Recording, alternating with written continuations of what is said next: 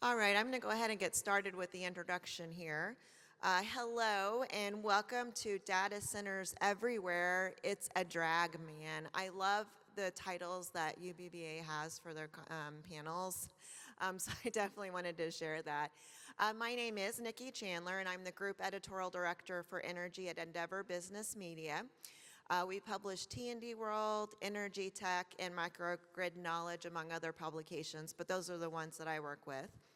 I am very excited and honored to be moderating this panel where we're going to be looking at the rise in global energy demand from AI, EVs, cryptocurrency, and data centers, and the impact of that rise on the grid. And like I said at the beginning, this has been a huge topic of conversation in the past few utility events I've been to this fall. It seems like for a while it was, I don't know if you guys remember, a few years ago, and everybody was talking about the utility death spiral. That is no longer a topic of conversation.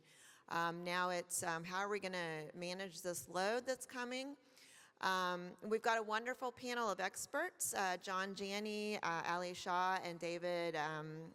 David, what's your last name? I know you replaced Kevin. Yes, Helensky. Okay, great. So I want you guys to go ahead and introduce yourselves and give us a little bit of background. John, if you want to get started. Sure. Janney. I'm the Director of IT Grid Technologies at Southern California Edison. Encompasses the implementation, engineering, and operation of our grid management systems. I'm also responsible for our grid data center and accountable for the implementation of our field area network. Okay, thanks. Ali? Thanks, John. My name's Shah. I'm with Nokia. I'm responsible for the technology, strategy, and overall solution evolution for utilities on behalf of Nokia's private wireless offering. I cover the radio infrastructure, and I work closely with utilities, figuring out what their future needs are and how to optimize our solution to best meet those needs. Hi, David Helensky with Black & Veatch. I'm the Private Network Solutions Leader. I'm currently filling in for Kevin Ludwig. Unfortunately, he had a family emergency. And probably unfortunately as well, I found about this last night. So if some of my analogies sound like football, because I was preparing during the Kansas City Chiefs football game last night. So excuse any of those analogies and so forth. But anyway, I'm the Private Network Solutions Leader at Black & Veatch. I've been with Black & Veatch for about 25 years. One of my very first projects when starting at Black & Veatch was designing and implementing data centers, and it was more the traditional legacy, and it's great to see how it's evolved over the last 25 years, and looking forward to talking about it. Thank you, David. Welcome, everyone, and thank you all for being here. We do have a lot to discuss, so I'm going to go ahead and get started.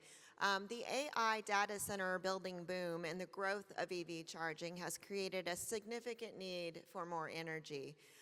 In the utilities earnings calls that T&D World that we've been following this week, just over this last quarter, we've heard from several utilities that the requests for power for data centers has grown exponentially over just the past few months. Whether or not they have the capacity available is another question, but we are seeing that. So I want to go ahead and start, have a question for John. John, can you talk about the impact this boom will have on the stability of the energy grid? And how do utilities like SoCalEd envision meeting this energy demand as this growth continues? Thank you for that question. So I've heard several people talking about, some of the other speakers talking about the implications of the demand increases in the pace. And the utility death spiral resonates with me because within the first year of working at Southern California Edison, I was starting to read all those things about the death spiral and questioning my career choices. But absolutely, from our ability to interconnect customers and the significant increase of that is priority number one behind safety for us. And we've been trying to think of a variety of ways that we can actually speed the pace of those interconnections. I think one of the latest statistics I heard is it could take up to 3 to 5 years to interconnect a data center in certain parts of our system. So we are trying to look at a variety of approaches from a technology point of view We're putting a lot of investment and a lot of energy right now, no pun intended, in trying to figure out ways to optimize our capacity through advanced planning capabilities, leveraging solutions, including AI, to determine where best we could put things like bridging solutions, let's say like temporary batteries, as alternatives to increase capacity and expedite or speed up the interconnection process. From an infrastructure point of view, we're also looking at things from how to speed the building process, expedite permitting, working with regulators to determine how best to approach that. Really quickly, going back to technology, one net new thing that we're doing is we're trying to reach out to both traditional and non-traditional technology partners, including General Electric and NVIDIA, to try to help us think of innovative ways to leverage technology to improve our ability to forecast load on circuits, power flow optimization, to find that capacity. So trying to look over and above even the partners we're used to working with and looking for solutions out of the box to try to figure out how to solve these problems. Yeah, thank you. So in working with those partners, maybe you might know the answer to this, but I'm not sure. What do you think the timeline of this energy surge is? And is it real? I mean, that's kind of like a follow-up to the question and what the utilities have been saying, but, you know, will this predicted surge really happen? And like I said, what's that timeline? Well, if you look at our interconnection queue, I think it's very real. So we have quantitative data that supports that, and you can see the exponential increase. And you know, the data centers driven by the AI-powered chips, of course, we thought EVs was going to actually be faster adoption, but also things like the CHIPS Act, so the onshoring. So all of those things are real. Our interconnection queues would say they're real, and we're feeling a lot of pressure actually to support those interconnections. Oh, thank you. So the next question, I'm going to go ahead and go to you, David. Why is AI so impactful to load consumption at data centers? And what are some new dynamics with AI that really haven't been observed in the legacy data centers, which have been deployed in the marketplace to serve the cloud? Yeah, great question. You know, since I've been at Black & Veatch, it's been great to see how the data center industry has evolved. And there's numerous types of data centers, and you know, most are purpose-built, and it's important to understand their use cases. You know, such as 25 years ago, the common data center was the enterprise and co-location type data centers during the dot-com days. But now it's kind of evolved to cloud data centers, you know, folks that want to be able to lease the software and not manage it on their own personal servers. Edge data centers offer a scalable solution, pushing it closer to the edge in order to support real-time low latency requirements. And then you get to the AI, which is, you know, built to meet computational, very advanced computational requirements and consists of training AI, which is, you know, learning, building the model, versus, you know, inference type AI data centers that are deployed and, you know, in order to deploy the trained models, generate the predictions, real-time decisions, and so forth. So it's really interesting to see how data centers, especially from a supercomputing type perspective, has impacts on the grid, just like John was indicating. And the load variability brings all kinds of different control issues, which further expand the need for grid visibility, which in a sense means the data. You know, that requires densification, control, and monitoring points across the grid. To support this densification, advanced private networks such as LTE, 5G is required. And utilities will also need to upgrade their corporate data centers and edge data centers in order to support real-time demand response for the data center growth.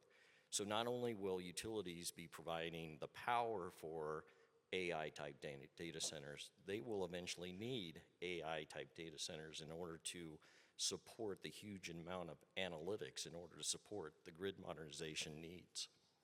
Interesting. Ollie, did you want to add anything to that, or?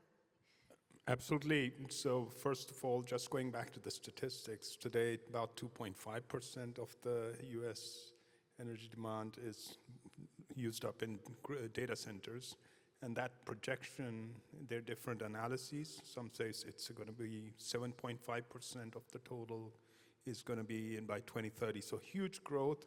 And today, it's a Google query is no longer a Google query. It's a Gen AI query, which is 5 to 10 times more computationally intensive.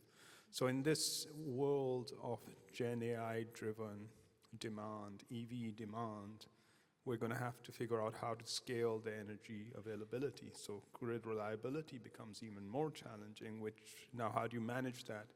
And this is where there are many things, but you now need more visibility, as David mentioned.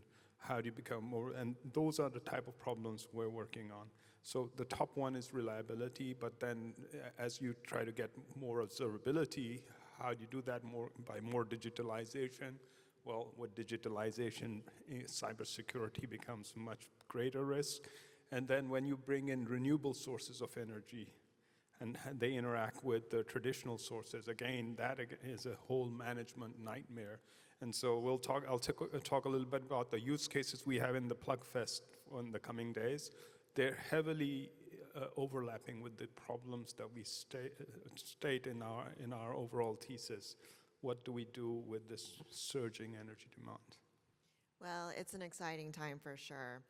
So, on that, let's kind of talk about the engineering of it.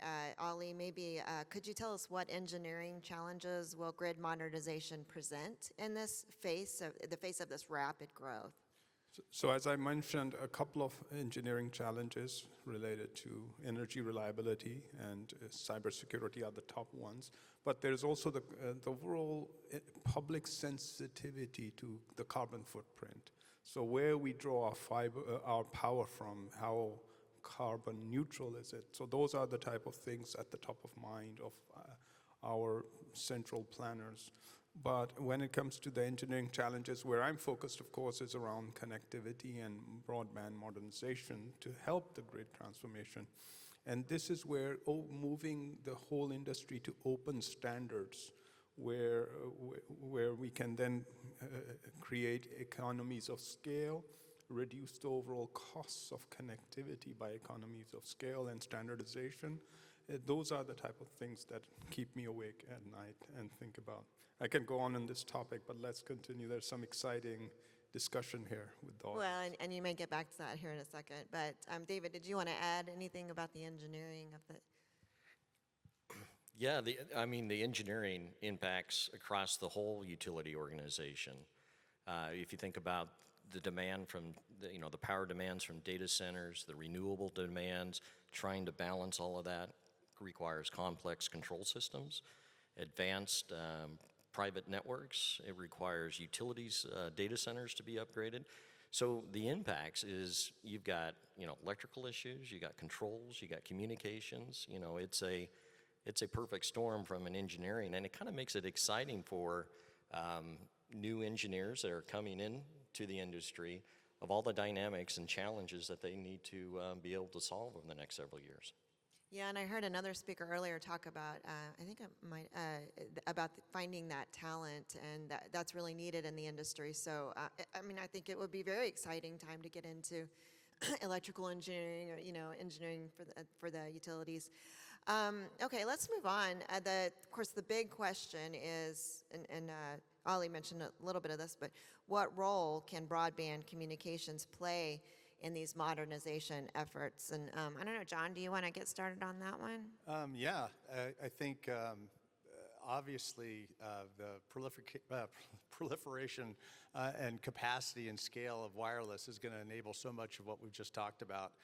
Something I think David said resonated with me relative to what we expect to have at the edge from a computing point of view, and the infrastructure and the power that we're going to need. What we thought 3 years ago could be a solution now feels like already AI and some of the capabilities of compute at the edge is going to drive us past even an infrastructure solution at the edge. So I think we are going to be driven far more to secure cloud with consideration for the compliance and the security needs that we have, and to be able to enable the pace of processing, that capacity, and the sensors that we expect to have rolled out. We're going to have high-speed, secure communication, in addition to supporting increasingly more complex protection schemes at places that maybe we don't have fiber. So it's very, very important. Ali, what about you? Building on what John said, we're getting into the specifics. So at Nokia, we provide both the IP MPLS and the 5G LTE 5G infrastructure to our customers. So what keeps us awake, it's also on the LTE 5G side. If you looked at the utility data presentation, they're talking about terabytes of data. So that if you need that type of data coming from devices to get better visibility, how do you manage that traffic?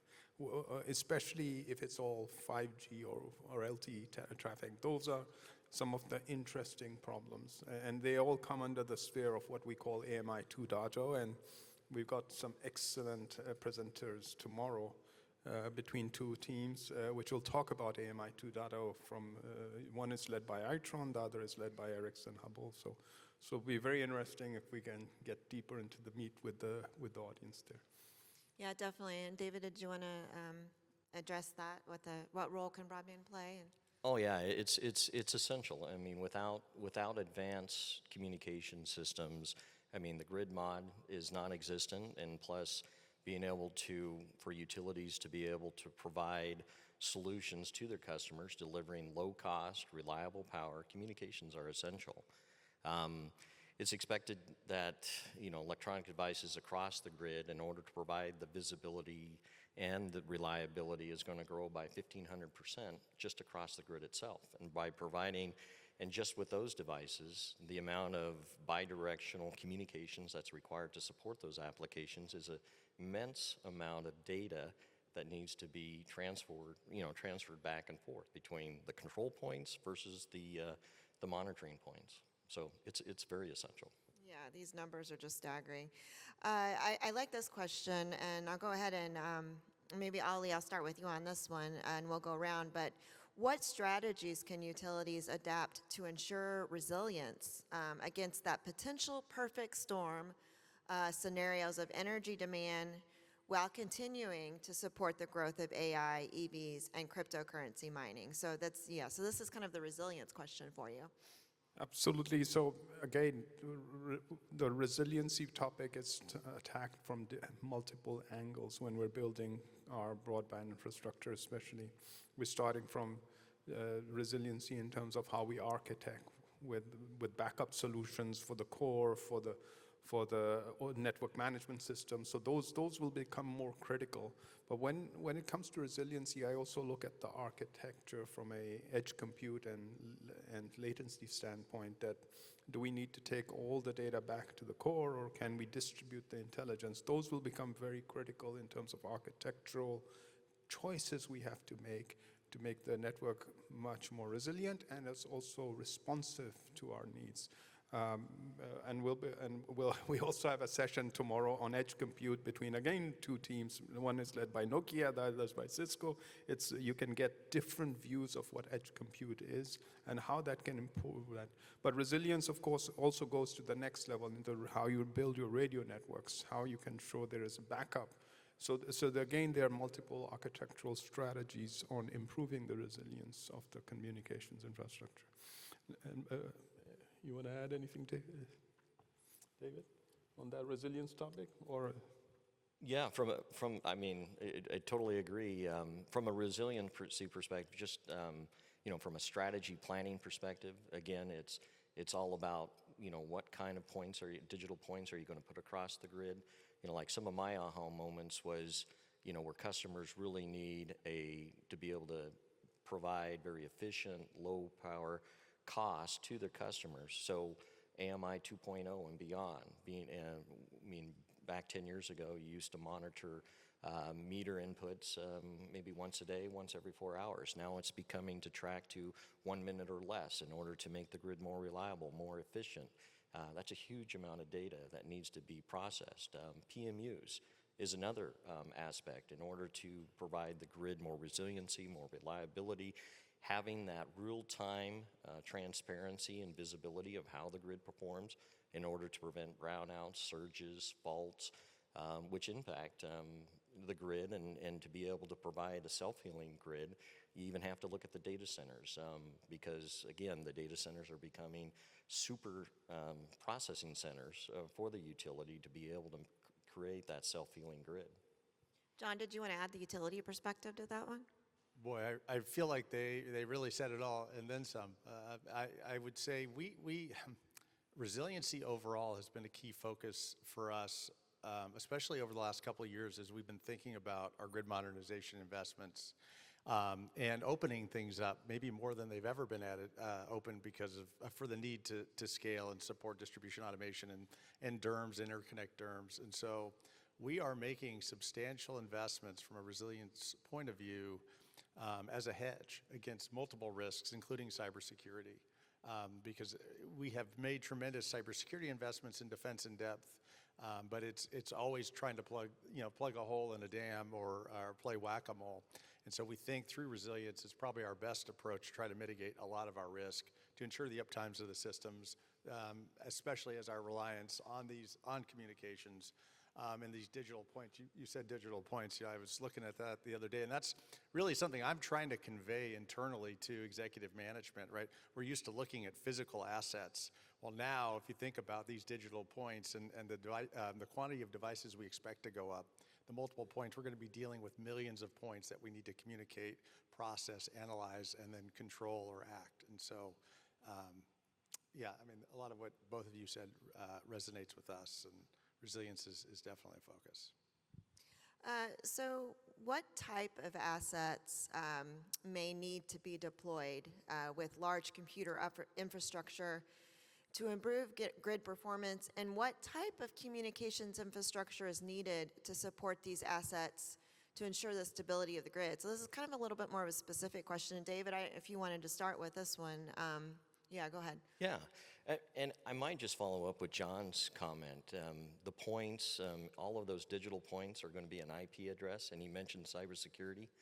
With the millions of points, that's millions of gateways into your network that could cause, either a regional or across the utility organization part of a cybersecurity breach. So cybersecurity from an asset perspective is going to be very important. And again, it impacts across the utility organization to monitor, to manage the variable power demands from data centers and renewables. I mean, it's going to be complex, but at the same time, it's going to be an exciting challenge to address. Like we indicated, is that the expected densification of these points are going to grow from 600 to 1,500%, and these densification of points, you have the common reclosures, switches, capacitors, but as we indicated, AMI 2.0 will be very important in order to monitor and sample the grid, in order to support volt-VAR type applications, in order to provide low power costs to their customers, and the same thing with PMUs. To be able to provide that sampling, that transparency, that real-time monitoring and control will be very important as well. And so that also impacts the communication systems, that impacts the utility data center infrastructure that needs to be upgraded. So again, you got to look at it from a system perspective, end to end, of how it's going to impact the utility as a whole. Ali? Absolutely a fascinating question again. I can't do justice, but in my humble opinion, where I would focus my energy would be anything which is going to enable automation of management. And this is where AI/ML-based network automation becomes a critical asset. So let me try to expand on the problem statement. And a regular utility engineer was used to taking care of, say, a couple of systems, a microwave system, an IP and PLS system, and they knew that stuff.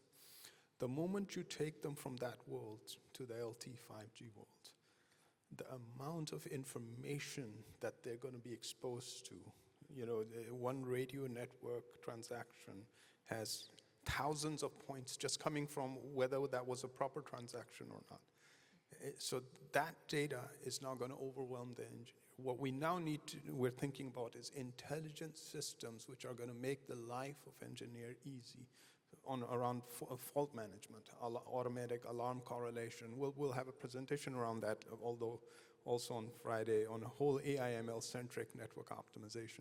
We believe, but that is just the tip of the iceberg. Matt Dable already talked about using ChatGPT, LLMs on how to automate trouble, finding trouble and solving the problems. We'll be using Gen AI for making the life easier. So when I talk about network optimization, there are different aspects of it, starting from fault management, which is alarms, performance management, and then of course configuration. And this is where rules, etc., so that simple mistakes aren't made. Those engines or those management systems are going to become very critical to make the life easier. So this is just one example of assets. We can go on and on this topic. Well, we have a little time, but yeah. Well, I actually want to see if there's any questions from the audience. I do have a couple more questions for you guys, but if anybody is interested in asking a question, we have a microphone up here. If you guys can go ahead and move on up here, and in the meantime, I'll go here with the next one. In what ways can other energy efficiency initiatives help mitigate the strain on power grids caused by this rapid growth of data centers and other high energy industries? And I might ask you, John, that, as far as SoCal Edison, I know you guys probably have some initiatives for that. We've made heavy investments, obviously, in energy efficiency, and we have really, probably over the last 15 years, in all kinds of ways, try to connect with customers, and maybe I should use the microphone. Sorry. In thinking about ways to optimize their energy utilization. Many that you're familiar with, right? Obviously being able to use the benefits of the meters that we've already deployed, creating usage information, trying to give them sensitivity to when and how they can use energy much more efficiently and at a lower cost. I mean, there was a time not too long ago when we were thinking about the death spiral of the utilities where we had flat to negative load growth as a result of the substantial investments we've made in energy efficiency. And so I think it's just trying to increase the sophistication of the optimization opportunities for the customers and making them as simple as possible also. So anything and everything they do in their day-to-day life, their appliances should already be optimized, their utilization of the appliances should be optimized.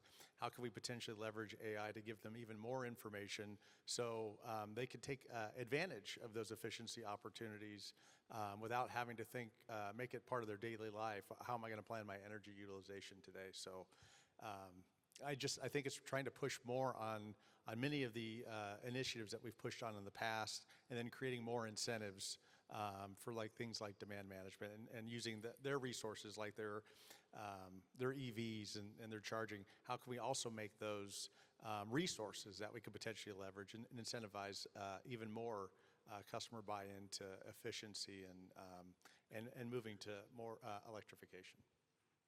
David, did you have any comments on that one? No, I think John said it very well. AMI 2.0, being able to leverage that technology in order to support Volt-VAR and being able to efficiently deliver power to the customers, and taking advantage of all the numerous technologies is going to be super critical. And again, in order to enable that, you're going to need private LTE, you're going to need 5G and beyond technologies that probably a lot of utilities don't even realize of all the applications that are going to come. Because even with the power demand of data centers, they say it's going to grow by 120, 160% over the next 2 years, which is going to be 20% of the actual power demand for power. And utilities are going to need to be able to address that and be able to balance all the renewal requirements at the same time. Yeah, definitely. So here's one I'm kind of interested in, and I might ask Ali or John this, but there's been a growing realization that it's no longer enough for data centers and homeowners to be energy users, but ultimately they'll need to produce their own energy to help offset demand. What are you hearing? I mean, is this, go ahead, Ali, do you have? So when you talk about, this falls under the realm of distributed energy resources. And again, it's one of those in AMI use cases that if somebody is an energy producer, then how do you now turn off or turn on the meter to be able to do like zero metering. That's what I'm hearing. It's still a subset of an AMI 2.0. John?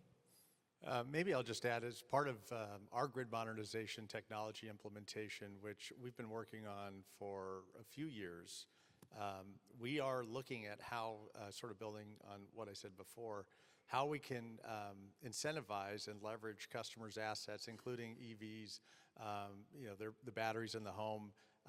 How can we optimize those and treat them as load into the system and create continued incentives for customers to think about those investments, but thinking about how to reduce the cost by being able to leverage some of the capacity or some of the energy that they're creating back into the grid. And in some cases, we have regulatory policies that are sort of pushing us in that direction as well, which has resulted in sometimes in artificial subsidies and other things, which we're working through. Yeah, that's pretty much how we're approaching it. Okay. Any questions from the audience? I do have one more kind of before we wrap up here. And this is this is the infrastructure upgrades. And John, maybe you could tell us what SoCalEd is, but are there any specific infrastructure upgrades that utilities are considering to manage the surging energy demand? A big yes on that, I would say. And we have, and we were given some flow down. We, I think, have somewhere in 15 to 17 transmission projects that are already approved. I think we've got a great relationship with our regulators, and I think what we are feeling is quite a bit of support associated with the infrastructure build. We have obligations to demonstrate that we're doing that as effectively as possible, and we're trying to leverage technology to help identify and justify those investments that make the most sense. We are very, very focused on customer affordability. I'm sure everybody in this room is sensitive to that. And so we're putting quite a bit of effort and energy in how to appropriately make those infrastructure investments with the long-term benefits and impact to the customers in mind. So yes, but very, very sensitively and trying to do it in the most optimal fashion possible. Yeah, and that's we've been talking about some of the new generation. What's the generation mix and the SMRs and the nuclear and things like that. So that's I'm kind of interested in. We have a lot of interest in those alternative. Is it alternative energy? But where are utilities really going into that, or is it just the? I mean, what do you think, David?